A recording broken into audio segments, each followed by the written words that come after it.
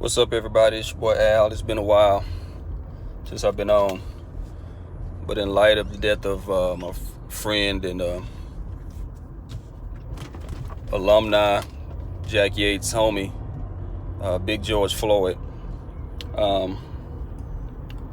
I feel compelled to come on and talk about this whole situation. It really hurts to see a friend, somebody you've known for nearly 30 years. Met Big Floyd when I first got to Yates. I tried to play a little freshman ball. Floyd was on the varsity team, a 6'6" post man, could really ball. And I took a liking to him. And he kind of took a liking to me as a little freshman. Got a little bit closer. My sophomore year, we took a class together. He was finishing up. He took a class together. And I got to really learn about him and see what kind of dude he was. And what stood out the most to me about Big Floyd was that he was what I like to call a gentle giant. He was a big, tall. I mean, from a distance, he looked pretty intimidating. But man, you sit down and talk to him, he was just the mildest, meekest, friendliest person that you ever could meet. We cool, we crack jokes and laugh. And that was him consistently up until the day he died. You talk to everybody, and everybody who's had anything to say about Big George, the story is consistent. That he was a friendly human being, joy to be around. One of the kind of guys that if you made enemies with him, you really kind of got to reach and stretch to make enemies with Big Floyd. He lost his life at the hands of a murderer. I don't even want to call him a police or a former police officer. He lost his life at the hands of a murderer, plain and simple.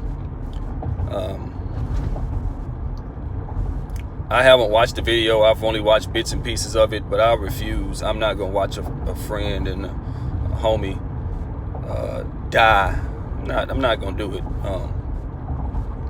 But the little pieces that I did allow myself to watch, first of all, let's start from the beginning. They say he was resisting arrest.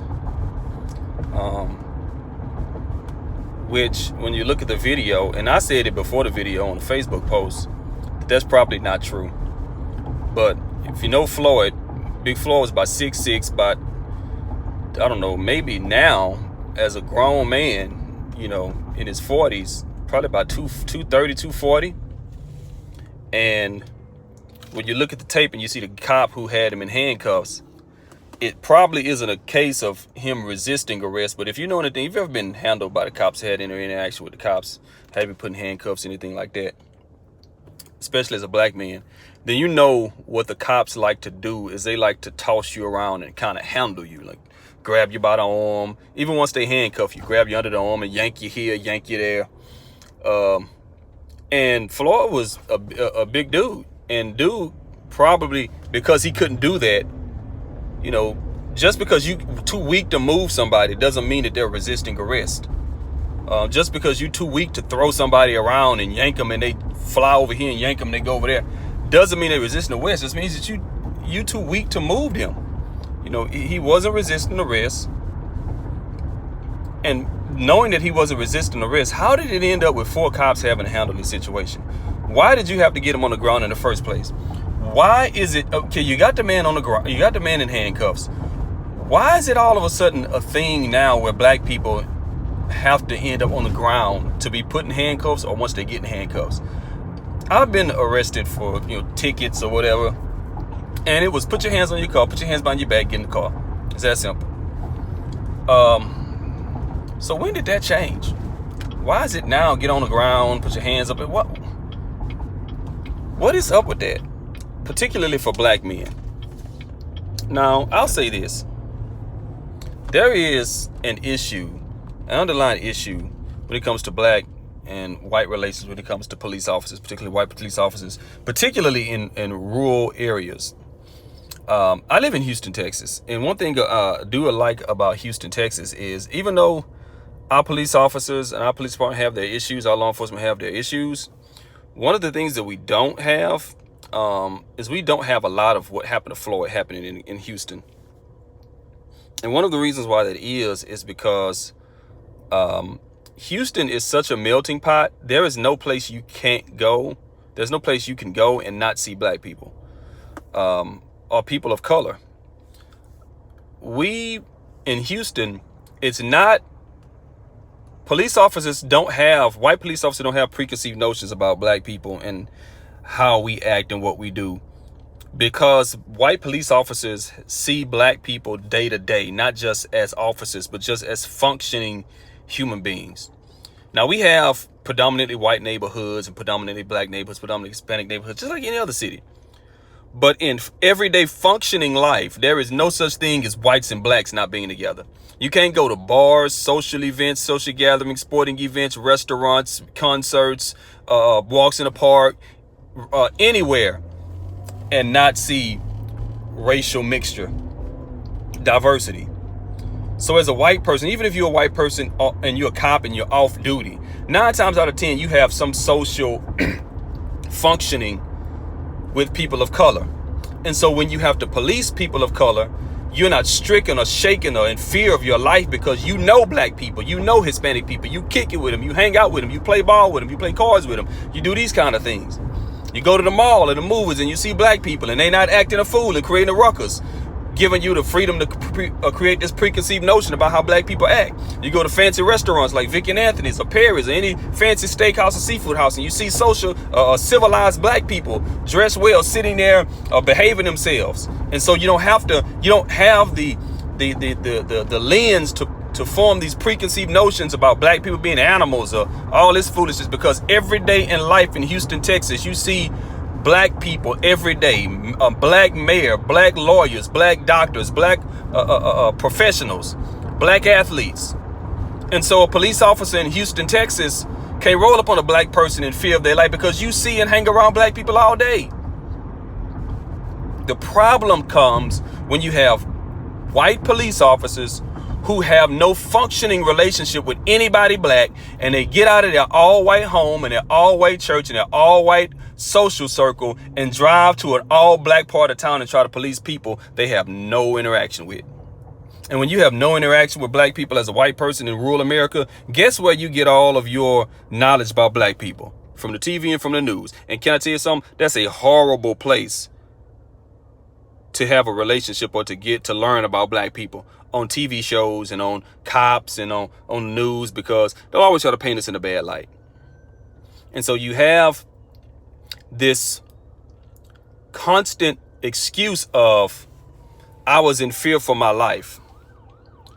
White cops, the main excuse they give, as this ambulance passes me by, for shooting or killing an unarmed black man is they were in fear for their life. But you know where that fear comes from? Not having any working relationship with a black man. Not having any working relationship with black people. And so you establish this preconceived fear of black people based on horror stories and ghost stories, instead of getting out and socializing with black people.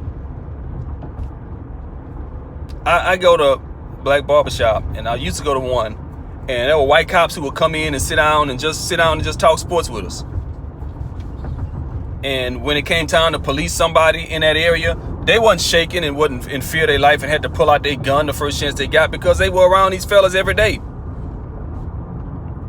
They weren't nervous, they weren't scared. And as far as the I'm in fear for my life thing, somebody answer this for me.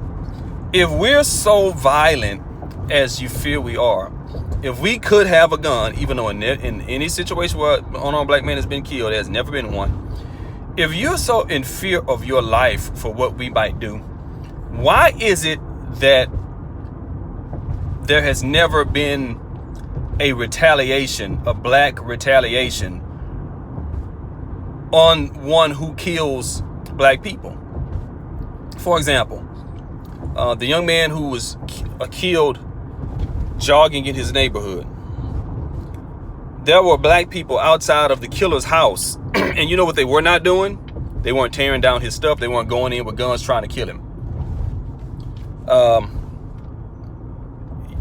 On yesterday, people were protesting in front of Floyd's killer's house. But you know what they weren't doing? They weren't trying to kill him. I don't understand, if black people, if we're so violent and we're such killers, why is it that we don't go out and just start killing white people all over the place? Because the way white cops kill black people, you would think that's what they're expecting. And yes, I know there's a lot of black on black crimes. There's a lot of tribal crimes. There's a lot of crimes of whites kill whites and blacks kill blacks. But the fear that white people have is as if we're coming out to River Oaks and the Woodlands and the Sugarland and or whatever the predominantly white upper class neighborhood you have in your city. It's almost as if they see black people driving around the neighborhoods with shotguns trying to loot, rob, and steal, and you don't. I've been black my whole life, living in black neighborhoods my whole life. Black people rob and steal their neighbors. We ain't coming out to River Oaks to try to rob you. So this fake fear for your life is basically, it's two things. It's you getting a bad perspective from black people from bad sources, not interacting with black people, and then just holding on to an ignorance that you just don't want to let go of. The lady who killed her own son and said that a black person took her son. The preacher who blamed his issues on a black man. The lady who tried to get the police to come and probably create another big Floyd incident because he simply told her, asked her to put her dog on a leash, and she just got so bent out of shape that a black man was giving her instruction or trying to get her to do something that she flipped out and literally tried to do something to have this man killed. And it just doesn't make any sense. None whatsoever. It makes no sense whatsoever. Big Floyd was a good guy. He wasn't perfect, and none of us are perfect. But nobody who has not killed anyone or done a violent, heinous crime deserves to die. They just don't. Floyd did not deserve what he got. And I will say this. If you're a white person who has absolutely no interaction in your social life or your functioning life with people of color, then you shouldn't police people of color. You're not qualified to police people of color. You have to know people of color or interact with people of color to be able to police them. It's like, filling out a job application. If you are a person filling out a job application and the qualification is that you have management experience and the position is in public relations, or if the position is in human resources management, then even if you have management experience, you might not qualify for the human resource management experience, because to have the human resource management position, you have to know how to do payroll, and you have to know how to do HR related things, and deal with customer related things, and deal with employee related issues. You have to know how to do things concerning health and benefits and all of these kind of things. If you're an HR manager, you have to know how to do all of these things. And just because you might be somebody who has, storefront management experience, but if you don't have HR relation experience, then just because you have management experience don't mean that you qualify for the HR related experience. And as a police officer, you may have experience dealing with people, but if you're going to police a black neighborhood, you need more than just experience with people. You need experience with black people. And I believe that if you don't spend any time around black people, don't try to police us. Don't try to police us, because you don't know nothing about us. You have preconceived notions from television and from the news, and you think that we're all trying to kill, which we're not. We're not. A young black girl was bullied in school because of how dark she was, and she started a clothing line uplifting black people with darker skin. You know what she didn't do? She didn't shoot up the school. We're not inherently violent people. We are not. And a lot of the black on black crimes that are committed against one another are, though we need to take responsibility for the actions and the issues, But a lot of these are environment driven, where everything has been stripped away from these young men and they've been left with nothing but gangster music and poverty and desperation. But as a whole, black people are not violent people. We do not all have guns. Our first instinct isn't to shoot. I have an 18-month-old son, and I have to raise him in a society where I have to teach him extra things that white men don't have to teach their sons. Because we live in a society where police officers live in fear of black men and women. Because Sandra Bland didn't do anything either, but she ended up dead. White Americans have to stop thinking the worst of black people. Get out there and learn about some black people. Hang out with some black people. You'll get to discover that we not all what you think we are. Some of my best friends are white, and I'm best friends for some of them. But you know what we do? We hang out with each other. We laugh and talk, and we find that we have certain things in common. We like certain artists, the same artists. We like the same movies. We like, going to the same places. We have common interest. And they discover that, blacks aren't like all TV shows portray them. We know how to speak proper English. We are educated. We don't get mad at the drop of a hat. But you don't know these things if you never interact with black people. Now, some white people do interact with black people. They've seen these things and they still want to hold on to their ignorance. And for white people like that, I'm going to have to say white people who are not like that, these people are your responsibility.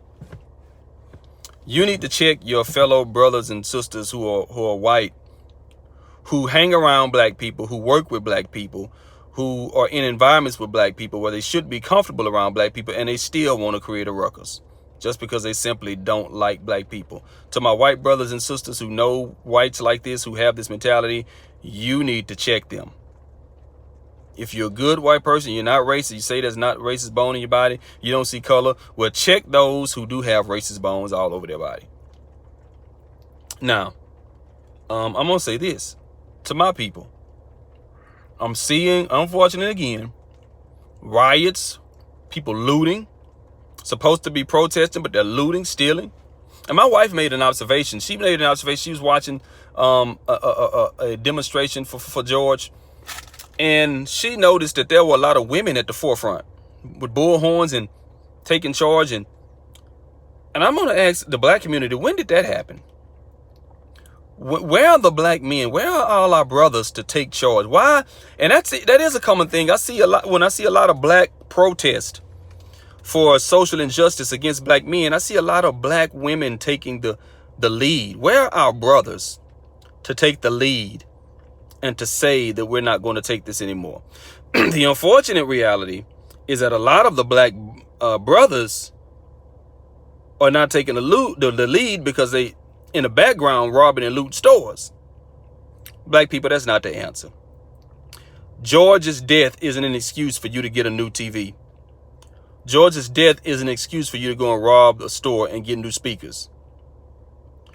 That's not George's death wasn't an opportunity for you to come up on something, for you to win, for you to steal, for you to rob, for you to loot. He didn't die so you could get free stuff. And then I'm going to say this, and a lot of people, black people might, check out on this, but protesting, marching, gathering, vigils is not the answer. Because you know what that does? That tells white people one thing. That tells white people they don't know what to do. Showing up, gathering in a huddle, and screaming at the air doesn't create change. It doesn't. Because if it did, why did George get killed? Why did Big Floyd get killed if it creates change? We've done this for every single black man and woman who's been murdered by the police. We've gathered together. We've grabbed bullhorns. We've screamed at absolutely nobody. We've gathered in our own neighborhoods, screaming at absolutely nobody. and it hasn't created any change. But you know why it's easy for us to do that? It's easy for us to do that because it is easy. It's easy for us to get up and go out and express certain types of outrage and anger, march around angry, screaming, setting stuff on fire, shaking cars. That's easy to do. But what's not easy to do is what would probably create a lot of the change we're looking for. See, Dr. King, they had it right. With all the hell that they got in Alabama, in the South, in the Jim Crow South, in their era, what finally started to get the oppressor together was when Dr. King took Sister Parks and took all the other black folk off them buses. They started having buggies and horses and carriage. It was picking up Medea and them and Mima and them, and they pulled their black dollar from that white system. Then all of a sudden, these same people who was trying to find out how to jail Dr. King was on the phone, like, Dr. King, can we talk to you, sir? Can we work something out? It was when they affected the dollar, the economy. It's when the black dollar was pulled from the white economy that it was felt and moves was made. That's what made the moves. It wasn't the marching and all. They was beating them Negroes over the head with the marches and all of that going on. But when they pulled their income, when the blacks pulled their income from a white establishment, then it was on. And see, therein lies the problem. Because we as a people are not going to do that. Nope. We're not going to do that. We think too much of what they have. We think too much. I'm not going to say we think too much of what they have, because good products are good products, no matter who makes it. I'm not going to go down that street. But we think too little of what we have, of what we make, of the goods and services we produce. We'll flood out of Papados, wait 2 hours to get in there, spend $100 on 2 plates, but go to a black restaurant, a black business, and complain that the food costs $20. We think too highly of the name brands that they throw before us. Why do you think they let gangster rappers drop names over all these years? Why do you think it was allowed for rappers to drop names of clothing brand? That wasn't supposed to be allowed. These clothing fashion designers could have been suing them all over the place, but they didn't. You know why? Because they know it was going to get black people to spend that dollar on something that was not made by us. The way you affect change in this country for us. All y'all talking about strapping up and let's go to war, please. We are 13%, if that, of this country. We won't win a war. We're 13% of this country, and we can't get along with each other enough to come together to do anything as far as starting some kind of war. Please. And that's not in our nature anyway. It's not who we are. What we can do is affect change or create change by affecting even further the economy.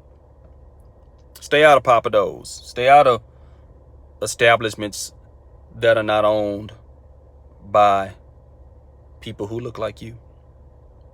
Spend your money in black establishments and see how that changes things.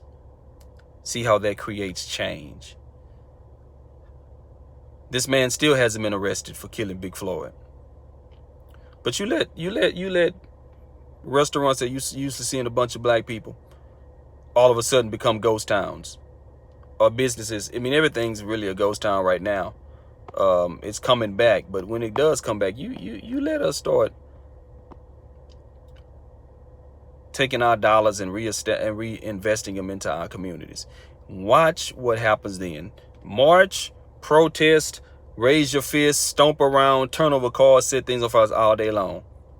Tells white people one thing: they have no organization. They don't know what to do. They don't know how to create change. They don't know how to get things in order. They don't know how to. We can keep doing what we're doing because all they're gonna do is the same thing, and that means nothing to us. It means nothing to them. Absolutely nothing. Big Floyd was a good man. He's gone too soon. He has a family that loved him. He has a city that loves him. He has a Jack Yates alumni that loves him. We love you, brother. I know you're resting with the Lord. Take your rest. And we'll all see you soon, one day. But my people, all people, things have got to change. White people, this is your fight too. If we are all one, then we all need to step up and put an end to this madness. Peace.